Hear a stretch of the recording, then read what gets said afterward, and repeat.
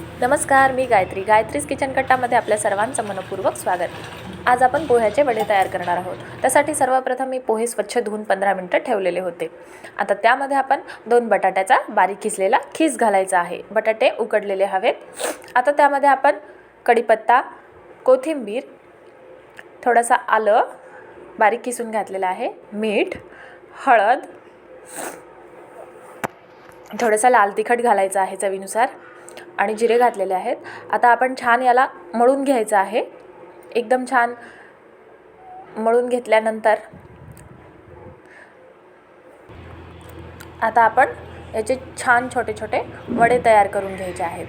पहा, मी तुम्हाला दाखवते वडे कशा पद्धतीने करायचे आहेत. एकदम सहजरित्या होतात हे. याला काही जास्त मेहनत करायची गरज नाही, काही नाही. अतिशय थोड्या वेळात होतात.